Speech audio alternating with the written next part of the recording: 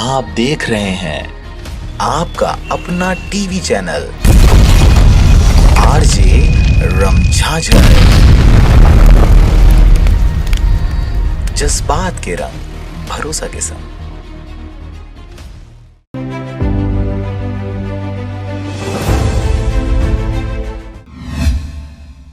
Corona vaccination के देशव्यापी अभियान के तहत जिला अस्पताल व सिम्स सहित 6 केंद्रों में कोरोना टीकाकरण प्रारंभ हो रहा है। 26 जनवरी 2021 को कोरोना वैक्सीनेशन के देशव्यापी अभियान के तहत आज बिलासपुर में टीकाकरण अभियान प्रारंभ हो गया। जिला अस्पताल में स्वास्थ्य कर्मी ज्ञान भोई व सिम्स चिकित्सालय में रामनाथ घोष को सबसे पहले टीका लगाया गया। जिला अस्पताल के कोविड वैक्सीनेशन सेंटर की इस अवसर पर सजावट की गई थी। स्टाफ ने यहां आकर्षक रंगोली बनाई थी जिस पर गुड बाय कोरोना भी उकेरा गया था।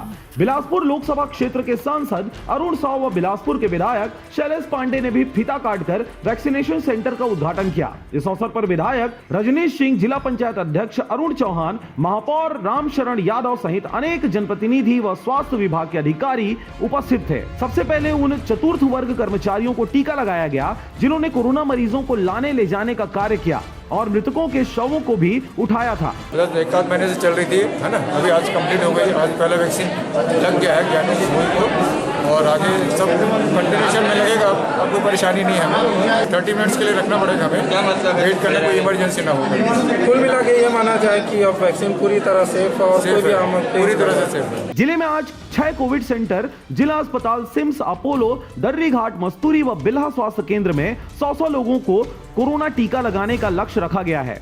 टीकाकरण के पश्चात सभी व्यक्तियों को एक प्रमाण पत्र दिया जा रहा है। पहली डोज के बाद दूसरे डोज के लिए भी उन्हें 28 दिन बाद दूसरा टीका लगवाने पहुंचना है।